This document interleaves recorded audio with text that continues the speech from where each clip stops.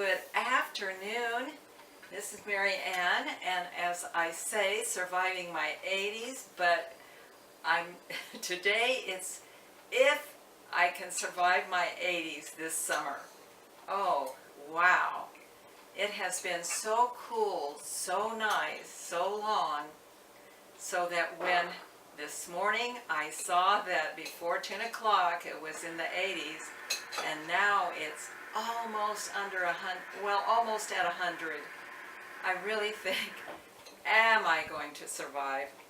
It is, and older people do not do well with hot weather. So I've made myself some tea. I have some ice in my glass, but I wanted to tell you a little bit about Billberry. Let's see. I'm not even going to try for its Latin name. I'm not. Starts with a V though.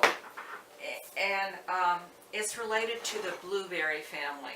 And someplace I've read that in World War II they fed bilberry fruit to some of the jam.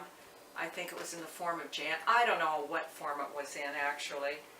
And it was to help their eyesight.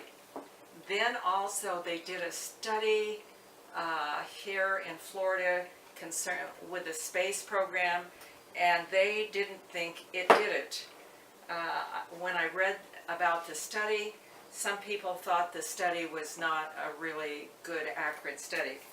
At any rate, it might be good for your eyes, but we also know if we really want to help our eyes, we need to eat those vegetables like, we always think of carrots, but that's not the number one. Actually, your butternut squash, some of your winter squashes, your sweet potatoes are higher, would be above carrots to eat what you need to really have healthy eyes. But sometimes we forget that wild-caught salmon would be a good choice to help your eyes. Sardines, even liver. I know that's sort of a bad word because a lot of us don't like it, but I do like it in the form of liverwurst. So I've been trying to get my liver through that source more lately, but really I wanted to talk about the tea. So earlier I made a bilberry tea, and when I get done with this bilberry, I'm not going to replace it because I don't grow it in my yard, and I'm going to find other herbs that I can grow and I don't have to buy. But in the meantime, I'm going to enjoy this, and I made this earlier today, so it's steeped a long time.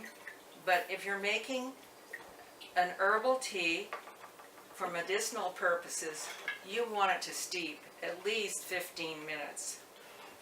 And this was made earlier. It still has a very pleasant taste, I think. But when I did read about the bilberry, some of the things that I found are very good. And I have two books out here. One is the Complete Medicinal Herbal, and the other one is just Herbal Healing. And they're both pretty simplistic, easy to understand books.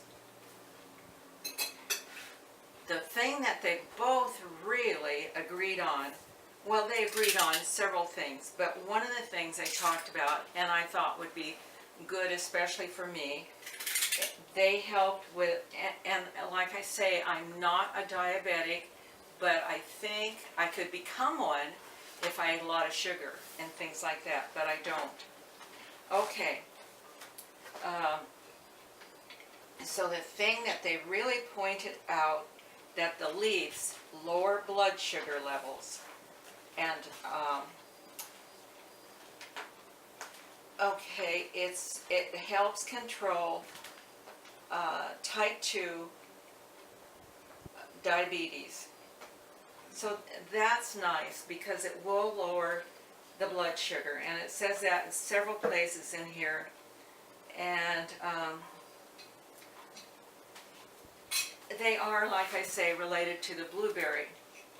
Okay, in this book by Phyllis A. Balch,